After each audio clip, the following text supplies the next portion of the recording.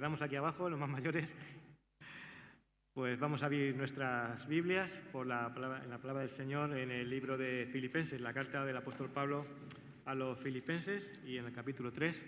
Vamos a estar en esta mañana meditando en este capítulo 3, concretamente en los versículos del 1 al 11, pero vamos a ceñirnos más exactamente a los versículos 10 y 11. Pero vamos a leer todo este pasaje del 1 al 11, aunque luego nos centremos más en estos versículos, pero así tenemos todo contextualizado, porque vamos a analizar las palabras de estos dos versículos que vienen como consecuencia de lo que hay antes. Así que dice así, Filipenses 3, versículo 1. Por los demás, hermanos, gozaos en el Señor. A mí no me molesta escribiros las mismas cosas que ya os he escrito, y para vosotros es útil. Guardaos de los perros, guardaos de los malos obreros, guardaos de los que mutilan el cuerpo. Esta es una expresión un poco fuerte que utiliza aquí el apóstol Pablo, hago un inciso en la lectura, pero es porque Pablo se está refiriendo a aquellos judíos que se están infiltrando en las iglesias y que quieren llevar o obligar a los creyentes que proceden del mundo gentil a que cumplan la ley, ciertos mandamientos de la ley, como la circuncisión, ¿no? Como un requisito necesario, imprescindible para llegar a Dios. Pero Pablo contesta y dice a esto: nosotros somos los que tenemos verdadera circuncisión, los que en espíritu servimos a Dios y nos gloriamos en Cristo Jesús y no ponemos nuestra confianza en esfuerzos humanos. Aunque también yo tengo de qué confiar en los méritos humanos. Si alguno piensa que tiene de qué confiar en lo que ha hecho, yo más. Fui circuncidado al 8º día, soy del linaje de Israel, de la tribu de Benjamín, hebreo, de hebreos. En cuanto a la ley, soy fariseo. En cuanto a celo, fui perseguidor de la iglesia. Y en cuanto a la justicia que se basa en la ley, soy irreprochable. Pero todas las cosas que para mí eran ganancia, las he estimado como pérdida por amor de Cristo. Y más aún, ciertamente todas las cosas las considero pérdida por el privilegio, por la excelencia de conocer a Cristo Jesús, mi Señor. Por amor a Él he perdido todo y lo tengo por basura para ganar a Cristo y ser hallado en Él, no por tener mi propia justicia que se basa en la ley, sino en la que se adquiere por medio de la fe en Cristo, la justicia que procede de Dios y se basa en la fe. Y así conocerlo a Él y el poder de su resurrección, y participar de sus padecimientos hasta llegar a ser semejante a Él en su muerte, si es que en alguna manera logro llegar a la resurrección de los muertos. Pues hasta aquí la palabra del Señor para este día. Creo que la mayoría de vosotros os habréis enterado del gran acontecimiento deportivo que en este próximo mes vamos a disfrutar, ¿no? Sobre todo aquellos especialmente que nos gusta el fútbol. El pasado jueves, creo que fue el jueves, ¿verdad? Comenzó el Mundial de Fútbol.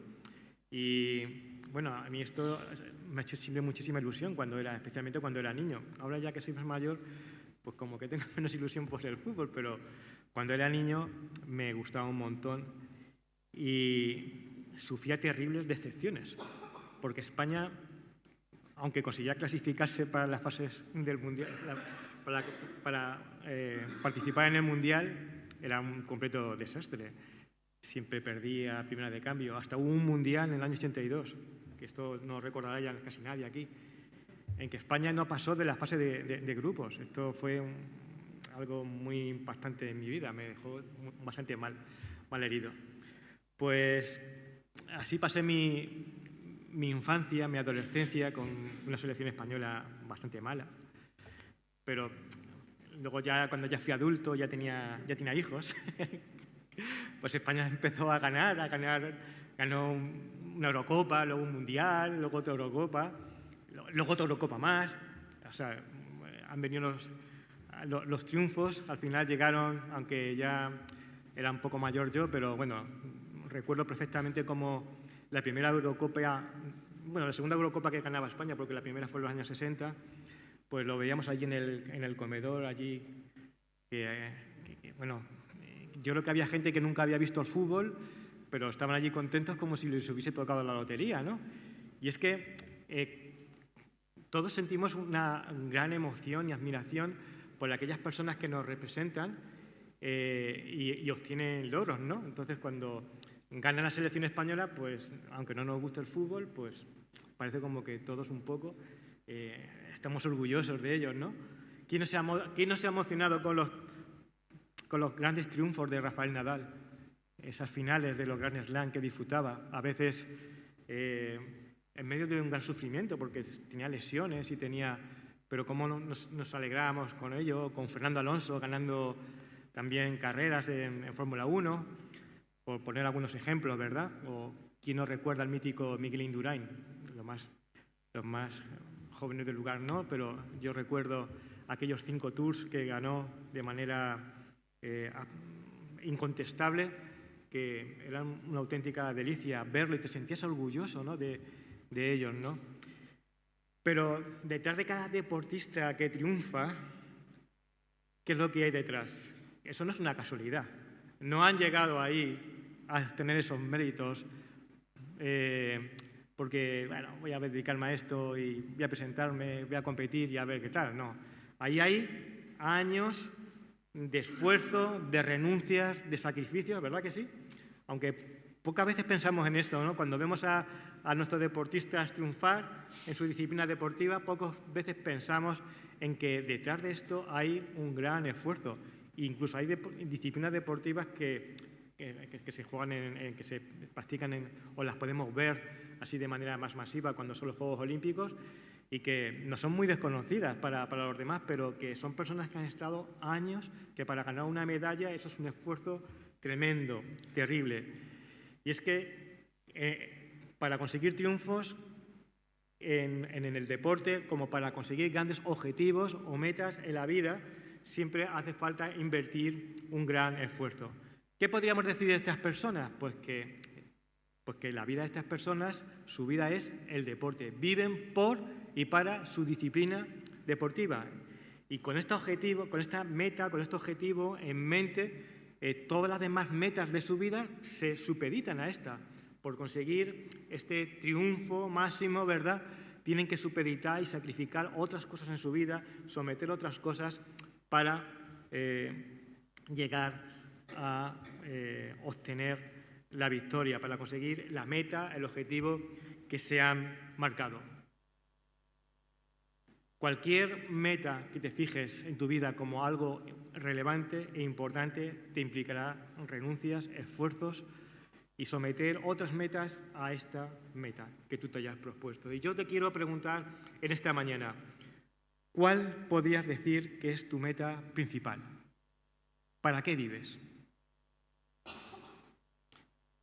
Porque en función de cuál sea tu meta, tu meta principal, así vas a reorientar tu vida, ¿no?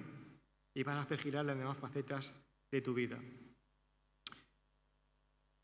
Volviendo de nuevo aquí a la epístola, a esa carta que el apóstol Pablo dirige a la iglesia en Filipos, en el capítulo 1 Pablo expresa cuál era el motor de su vida, cuál era la meta, cuál era el objetivo. Capítulo 1, versículo 21. ¿Qué dice Pablo allí? Muchos conoceréis este versículo de memoria, pero allí dice Pablo, porque para mí el vivir es Cristo y el morir, que es la forma de poder llegar a estar permanentemente y definitivamente con Cristo, es ganancia. Tremendo en las palabras del apóstol Pablo. Él tenía clara su meta, tenía clara su objetivo. Su meta principal, su objetivo principal en la vida era Cristo. Vivir para Él, ser como Él. Y esto no es una simple o una mera declaración que el apóstol Pablo coge y la hace, sino que venía avalada por su estilo de vida, por su forma de vivir, por sus actitudes. Fijaos que este versículo 21 empieza con ¿por qué? Porque para mí dice ¿por qué? ¿Por qué?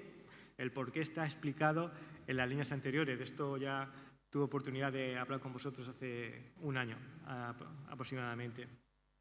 Pero Pablo lo escribe porque realmente él demuestra con su vida, con sus actitudes, que Cristo era lo principal. Cuando Pablo escribe esta carta a los filipenses, él está pasando un tiempo que realmente nos podríamos calificar como malo. Ya llevaba varios años preso, desde que fue detenido en Jerusalén años atrás, y ahora está en Roma. En el momento de escribir está en Roma. No está en una cárcel como tal, está en un arresto domiciliario a la espera de un juicio que le puede absolver o le puede llevar a la muerte. Este es un juicio inminente que Pablo estaba esperando, pero él no estaba angustiado, ni estaba lamentándose porque de repente se paró su ministerio itinerante de poder ir por diferentes partes del mundo, predicando, levantando iglesias, fortaleciendo hermanos. Aquello se quedó parado, ¿verdad? Pero Pablo escribe en el versículo 12 del capítulo 1, quiero que sepáis, hermanos, que las cosas que me han sucedido han contribuido más bien al progreso del Evangelio. No importa que esté preso, no importa que lleve ya varios años preso, esto que me está pasando está controlado por Dios y Dios sigue obrando en mí. Y empieza a decir una serie de características aquí acerca de sus propias vivencias, el apóstol Pablo. Y Pablo finalmente, antes de llegar al versículo 21, en el versículo 20, dice, mi anhelo y esperanza, su pasión, es que en nada seré avergonzado. Dios no me va a dejar en vergüenza. Al contrario, tengo la plena confianza de que ahora, como siempre, Cristo será engrandecido, magnificado en mi cuerpo, tanto si vivo, si soy absuelto y continúo con vida, como si muero porque vaya a ser ejecutado. Porque para mí, dice Pablo, el vivir es Cristo y el morir es ganancia. ¿Cómo es posible que una persona llegue a pensar así, y más con el trasfondo que tenía el apóstol Pablo? Conocemos la historia de este hombre. Si había alguien que estaba en contra del cristianismo, que estuviese en contra de Cristo, ese era el apóstol Pablo. Allí estuvo con los que ejecutaron o asesinaron a Esteban, por ejemplo. Y de camino a Damasco iba con autoridad y con poderes para poder arrestar cristianos aún en este sitio que ya estaba lejos de Jerusalén. ¿Qué es lo que había ocurrido en el apóstol Pablo para que él pudiera llegar a decir, para mí el vivir es Cristo? Pues bueno, hermanos, esto es una consecuencia, una evidencia de que algo, una transformación interna se había producido en su vida. Y como veremos, no es algo que ocurrió en un solo momento, una transformación momentánea, instantánea, sino que era una transformación progresiva y que continuaba dándose en su vida. Desde aquel día en que, como hemos señalado, de camino a Damasco, el Señor se le apareció en una visión, ¿verdad? Y él cayó allí del caballo y se encontró con Cristo. Allí se encontró con Cristo. Y desde aquel primer encuentro con Cristo, Pablo empieza a caminar junto a él. A partir de aquel momento, Pablo descubrió que la vida agradable que él pensaba que llevaba para Dios no era tal. Según hemos leído en este capítulo 3 de Filipenses, Pablo pensaba que sería acepto delante de Dios en base al cumplimiento externo y aparente de los preceptos de la ley, lo que él denomina como su propia justicia, que por ser circuncidado, que por cumplir delante de los demás lo que dice la ley, ¿no? No roba, no mata, ¿verdad? Aparentemente una persona justa pensaba que esos méritos le valdrían delante de Dios. Pero Pablo no entendía que Dios mira lo que hay en el interior. Los pensamientos más ocultos e intenciones, no solamente lo que se ve externamente. El Señor puede saber si en tu corazón hay odio, si hay rencor, si hay codicia. Y eso a lo mejor no se ve externamente. Aparentemente parece que cumplo con ciertos legalismos, con ciertas cosas que dice la ley. Pero ya sabéis cómo Jesús interpretaba la ley. Jesús dice, no vale con que no mates para cumplir con el mandamiento de no matar. Si tú en tu corazón odias a tu hermano, ya estás cometiendo asesinato. Jesús va mucho más allá, va a lo que está en el profundo de nuestra vida. Y ante la mirada escrutadora de Dios sobre nuestro corazón, Pablo tuvo que entender que era reo de muerte delante de él. Tuvo que descubrir de manera dolorosa que aunque la ley de Dios es buena, porque lo que manda es la voluntad de Dios, al contrario de lo que él pensaba, no era realmente capaz de cumplirla. Y aquello que era bueno, aquello que es bueno, porque la ley es buena en sí misma, para él lo que significaba era condenación. Porque por no cumplirla eres reo de muerte delante de Dios, como he indicado antes. Pablo tuvo que descubrir que tan solo revestido de la justicia de Cristo podría llegar a ser agradable a Él. Pero todas las cosas que para mí eran ganancia, dice en el versículo 7 del capítulo 3,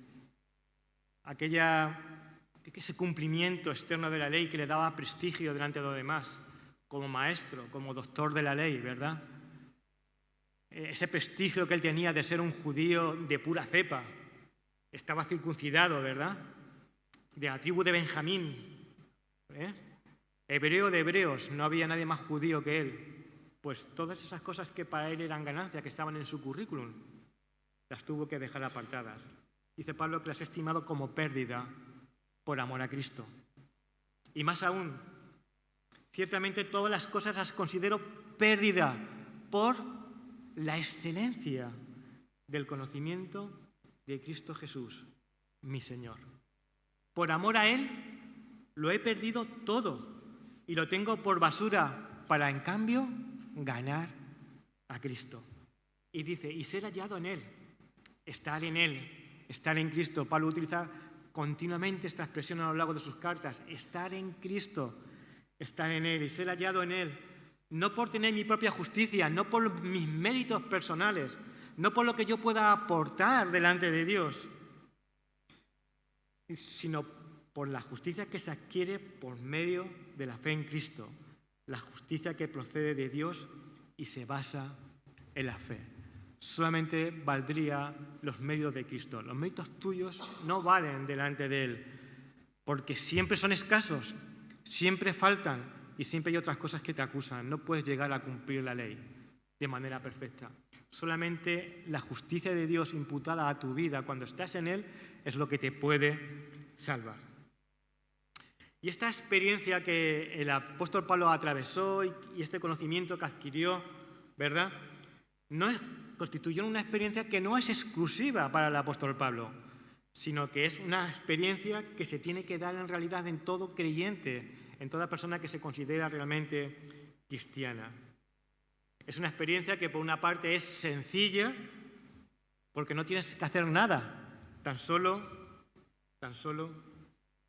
tienes que aceptar la justicia de Cristo. Pero por otra, es muy difícil, y lo veo constantemente, es muy difícil porque tienes que renunciar a la tuya propia. Y no queremos. No queremos renunciar a nuestros propios méritos. Queremos siempre decir que esto me lo he ganado yo, me lo merezco, soy merecedor de ello. Aquellos que son religiosos y guardan todas las normas que su religión ordena, o simplemente se creen buenas personas, han de renunciar a sus logros personales. ¿En cuántas ocasiones me he encontrado con personas que han dicho, bueno, ha muerto tal persona, no ha ido nunca a la iglesia, ni prácticamente ni cree en Dios, pero si hay cielo, si hay Dios, esta persona tiene que estar allí, porque era muy buena persona. No vale. No vale. Nuestros logros personales no valen, y si tú te crees que eres buena persona y que eso será suficiente para justificarte delante de Dios, no te va a valer. Pablo pasó por este proceso, lo hizo así, renunció a su prestigio personal, renunció a todo lo que había adquirido durante su bagaje en sus años en el judaísmo y lo hizo ante la posibilidad de obtener algo infinitamente mejor, por la excelencia del conocimiento de Cristo Jesús, al que llama su Señor. Por amor a Él, dice, lo ha perdido todo, pero a cambio ganó a Cristo. Este proceso que acabo de describir es el que teológicamente se denomina como justificación. Y si queréis saber más de él, os remito a la predicación de Pepe de hace 2 semanas, que él trató y habló específicamente sobre este tema. Pero mirad, el proceso de la justificación es el principio de la transformación del creyente. Porque la justificación no opera sola, sino que forma parte indisoluble de otro proceso, otro término teológico que voy a dar, pero voy a explicar, que es la santificación. Una cosa opera con la otra. La santificación es ese mecanismo mediante el cual el creyente se va asemejando a Cristo. Lo que hemos cantado, pone en mí la misma mente que hubo en Cristo Jesús, ¿verdad? El creyente se va asemejando a Cristo, que es el destino al que Dios nos llamó. A cada creyente Dios los llamó para ser predestinado conforme a la imagen de su Hijo. Esto es el destino final al que el Señor nos quiere llevar. Y Pablo anhelaba, deseaba completar ese proceso en su vida. Este objetivo de vivir, para mí es Cristo, quiero ser como Cristo. Este era el mayor deseo y la meta de Pablo. Y Pablo lo expresa esto en el versículo que vemos a continuación, el versículo 9, versículo 10. Pablo ha dicho en el versículo 9, y ser hallado en Él. Quiero ser hallado en Cristo, revestido de su justicia, y así conocerle a Él y el poder de su resurrección y participar de sus padecimientos hasta llegar a ser semejante a Él en su muerte. Conocer a Cristo nos transforma. Quiero conocerle a Él. Esto es uno de los versículos que más me gustan, uno de mis versículos favoritos. Quiero conocerle a Él y el poder de su resurrección. ¿Qué es esto de conocer a Él? ¿De qué nos está hablando Pablo? Con esta expresión Pablo nos está hablando acerca de su deseo de conocer a Cristo de una manera más profunda. El verbo griego que se utiliza aquí para conocer expresa una doble idea. Por una parte, la del conocimiento que se puede adquirir por observación, pero por otra parte, la que viene de un conocimiento experimental que acompaña a esa observación. Por lo tanto, lo que Pablo desea es una comunión viviente con Cristo. Quiere conocer a Cristo, pero quiere experimentar paralelamente a Cristo en su vida. Pablo desea una experiencia más intensa, más profunda de Cristo.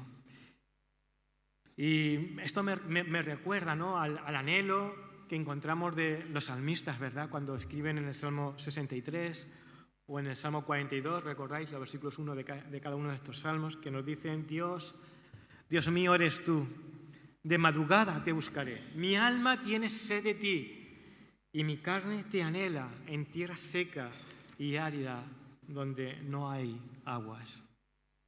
Es el deseo profundo de experimentar, de conocer y experimentar a Dios en tu vida.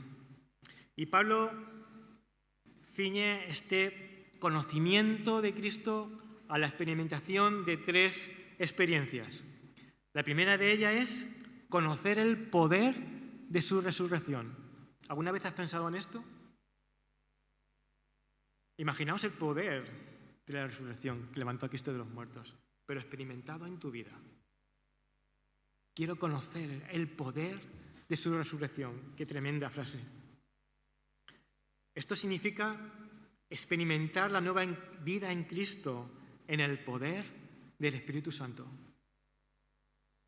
En virtud de su unión con Cristo, el creyente experimenta junto a Él sus mismas experiencias de muerte y de resurrección.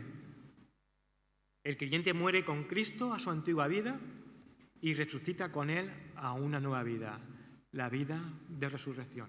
Romanos capítulo 6 nos habla acerca de esto, el mismo apóstol Pablo nos habla de esto, y allí dice, porque somos sepultados juntamente con Él para la muerte por el bautismo, a fin de que como Cristo resucitó de los muertos por la gloria del Padre, así también nosotros andemos, esto es importante, andemos en vida nueva. Si fuimos plantados juntamente con Él, esto habla de una unión profunda, íntima, plantado juntamente con Cristo, ¿verdad? Si fuimos plantados juntamente con Él en la semejanza de su muerte, así también lo seremos en la de su resurrección, sabiendo esto, que nuestro viejo hombre fue crucificado juntamente con Él. Dios ha implantado en el creyente un nuevo yo, que se deleita en el cumplimiento de su ley. Cuanto antes no eras capaz de hacerlo. Pero hay una mala noticia también, y es que al mismo tiempo seguimos viviendo en este cuerpo, en nuestro cuerpo de carne y hueso, que el Señor nos dio, ¿verdad? Y que justamente desea lo contrario y que nos quiere arrastrar al pecado. Lamentablemente, la sola voluntad del creyente no basta para vencer en esta batalla entre el espíritu y la carne, como así lo denomina el apóstol Pablo. Si tú intentas vivir o intentas agradar a Dios solamente con tus propias fuerzas, te hallarás ante la paradoja que experimentó el apóstol Pablo en su vida también. En Romanos capítulo 7 y versículo 21, allí dice que, queriendo yo hacer el bien, hallo esta ley, hallo esta norma. Y es que el mal está en mí. Pues según el hombre interior, ese nuevo hombre que el Señor me ha dado, ese nuevo yo, me deleito en la ley de Dios. Pero veo otra ley, otra norma en mis miembros, aquí, en mi cuerpo, ¿verdad? Que se revela contra la ley de mi mente y que me lleva cautivo a la ley, a la norma del pecado que está en mis miembros. Terrible, ¿no? Es la realidad. Y Pablo llega a exclamar, miserable de mí, ¿quién me librará de este cuerpo de muerte? Pero a continuación dice Pablo, pero gracias a Dios por nuestro Señor Jesucristo. Y luego sigue diciendo, ninguna condenación hay. No hay ninguna condena, nada que tengas que pagar para los que están en Cristo Jesús. Dice así el apóstol Pablo, pues por medio de Él, de Cristo, la ley del Espíritu de vida, la norma del Espíritu, me ha liberado de la ley, de la norma del pecado y de la muerte. La única manera de luchar contra este cuerpo que nos lleva o nos quiere llevar a no cumplir la voluntad de Dios es con la ayuda del Espíritu Santo. Es tu voluntad, pero ayudada, apoyada por el Espíritu Santo. Este es el poder de la resurrección de Cristo en tu vida. Así que, si quieres vivir en triunfo y no en derrota espiritual, tienes que mirar a Cristo. Tienes que vivir con la ayuda, con el auxilio del Espíritu Santo en tu vida. Pero ese poder está disponible para nosotros. Está disponible para nosotros.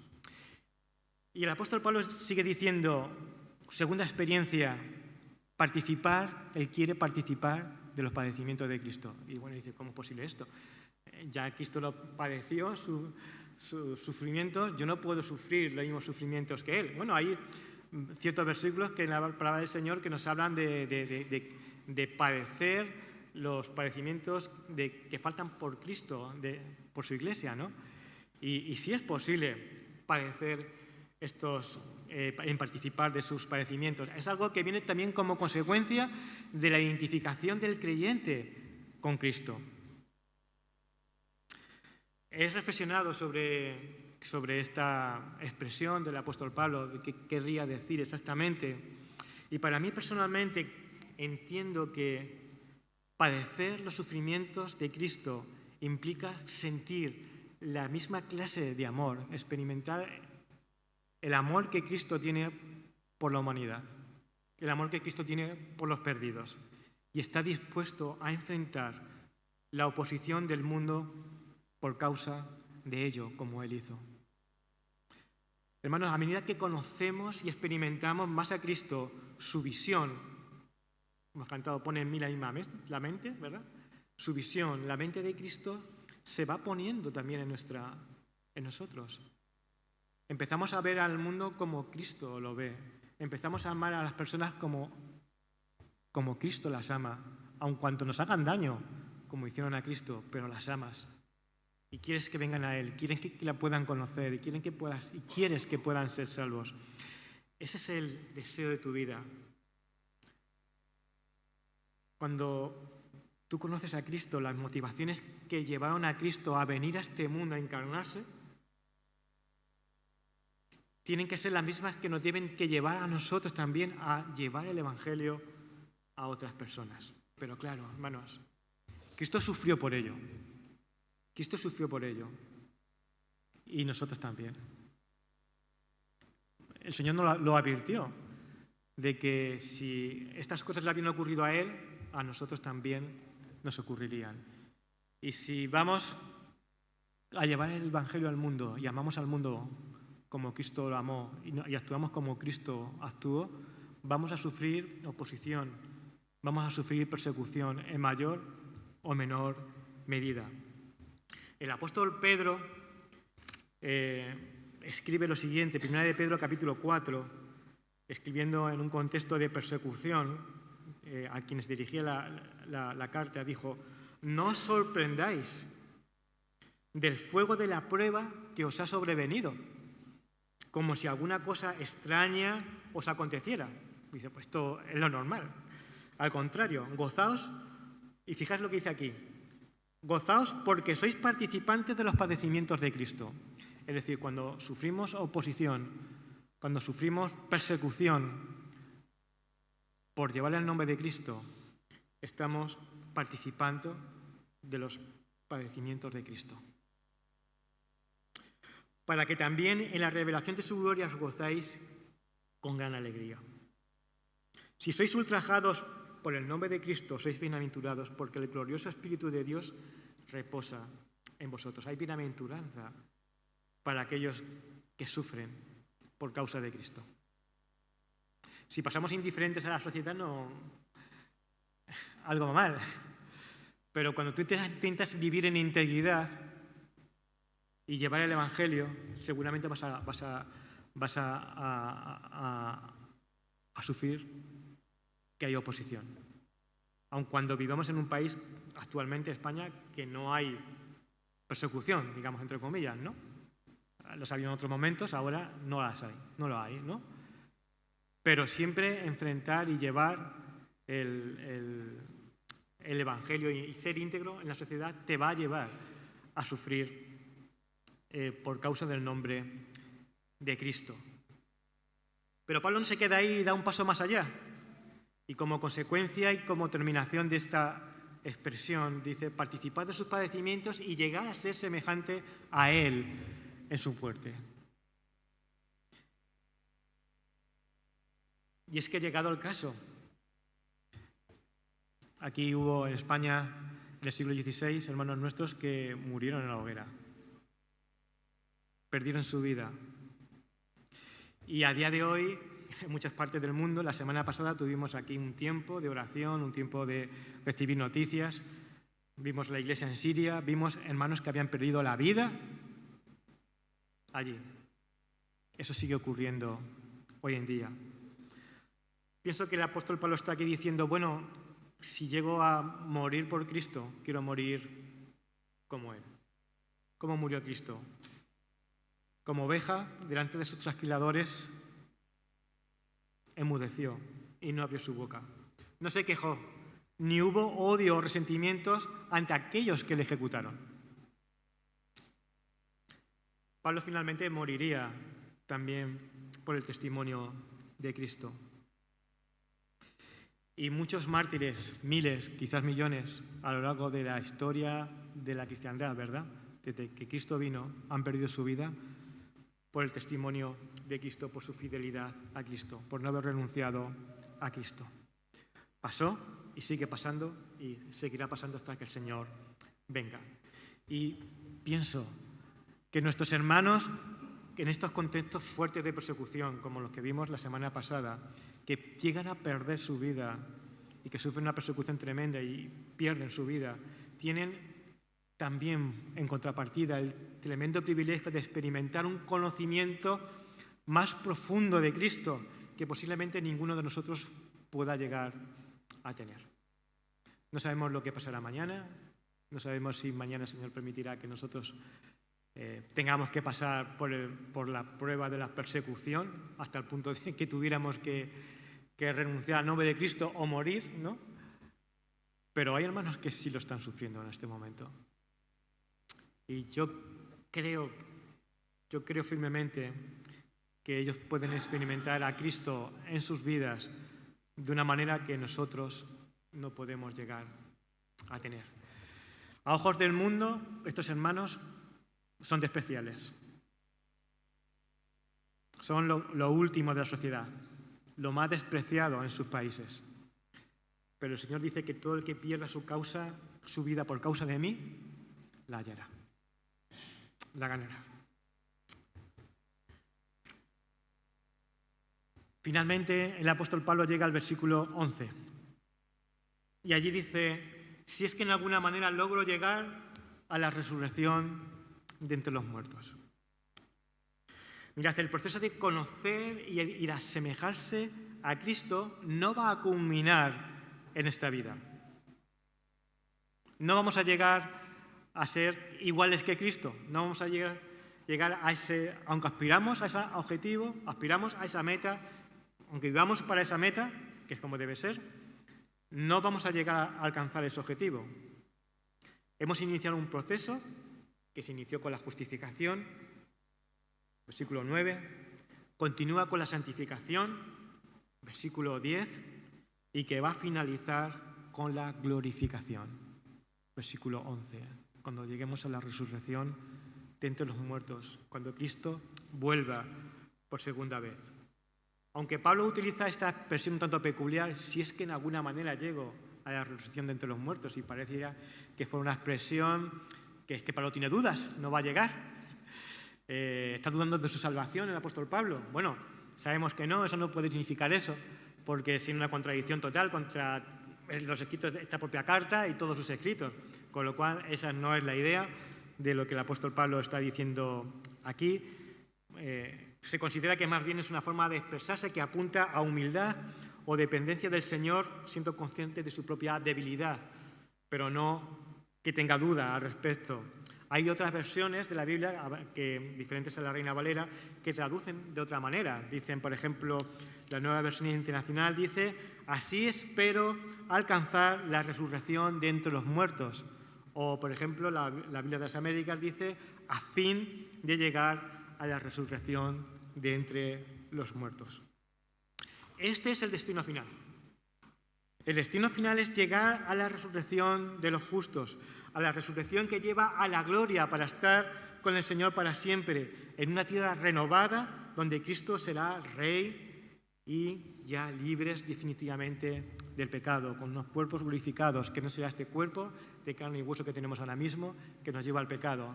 Son los momentos donde ya no habrá más el pecado, ya habrá dejado de existir.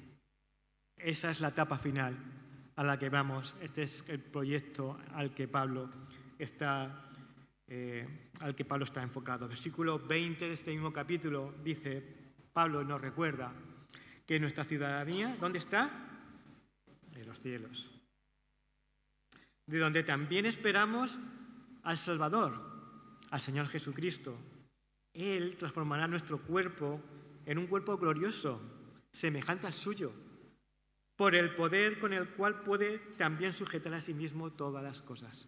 Cuando Cristo vuelva, a los que estemos vivos o estén vivos, No sabemos si ocurrirá en nuestra generación, ocurrirá después, pero esperamos la venida del Señor. Serán transformados y los que estén o estemos muertos en el sepulcro seremos resucitados a un cuerpo glorioso. Esta es la etapa final de nuestro viaje, estar con Cristo, lo cual, dice Pablo, es muchísimo mejor. Amados, dice el apóstol Juan, ahora somos hijos de Dios y aún no se ha manifestado lo que hemos de ser. Pero sabemos que cuando Él se manifieste, cuando Cristo vuelva, seremos semejantes a Él, pues le veremos tal como Él es. Qué bueno, ¿verdad, hermanos? Y qué bueno pensar y recordar estas cosas. Yo quiero volver a preguntarte otra vez la misma pregunta que hice al principio.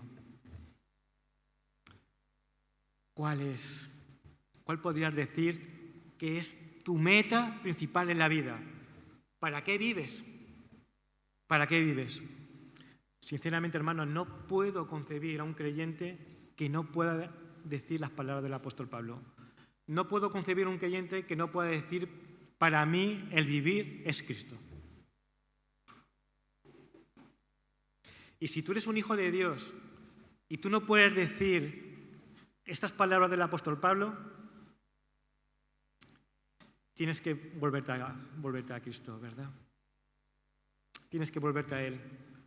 Y tienes que pedirle que te perdone y que reoriente tu vida. No hay nada comparable, hermanos, a la excelencia del conocimiento de Cristo.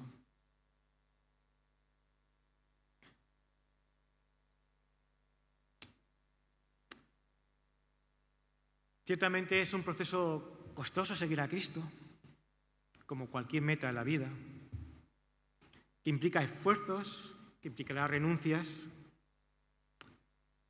pero esta es la meta principal, debe ser la meta principal de todo el creyente. Y todas las demás metas que tengamos en la vida, que no quiere decir que no podamos tener, sino todas las demás metas se tienen que supeditar a esta primera. Así es como debe de ser.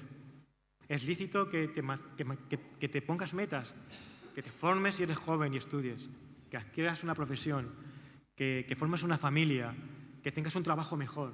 Todo eso es lícito, es bueno, lo debes buscar, pero siempre sometido a la meta principal de que Cristo sea en ti lo primero.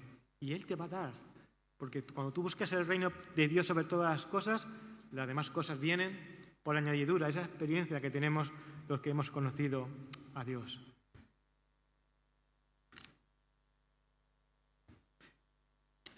Todos deberíamos decir que estimamos todas las demás cosas como pérdida ante la excelencia del conocimiento de Cristo Jesús, nuestro Señor. Y por amor a Él, estar dispuesto a perderlo todo y tenerlo por basura para ganar a Cristo. Cuando ponemos una cosa a un lado y otra cosa al otro, no hay color. Si tienes a Cristo, lo tienes todo. Aunque estés pasando ciertas necesidades ahora, Dios las cubrirá. Tus carencias, Dios las cubrirá. Aún tus carencias materiales, Dios las cubrirá. Y si aún no has dado el paso de rendir tu vida a Cristo, si tú todavía no has tenido la experiencia, esa primera experiencia que el apóstol Pablo tuvo en el camino a Damasco, el Señor te está llamando hoy. No te llamo yo, te llama Cristo, para que vengas a Él y dejes arroparte por su justicia. A lo mejor piensas que eres buena persona, que no eres tan malo como otros, y es verdad, si miramos a nuestro alrededor vas a encontrar muchos más que son peores que tú, seguro. Y el apóstol Pablo seguramente tampoco era de los peores, era muy bien visto en su sociedad, ¿verdad? Y en su tiempo. Pero tuvo que reconocer que no era capaz de cumplir con lo que Dios demandaba en su vida. Necesitamos ser revestidos de la justicia de Cristo. Así que, ¿qué harás? Ahí está la invitación del Señor y yo espero que si es tu caso, puedas aceptarla en esta mañana. Pues que al Señor sea la gloria, hermanos. Amén.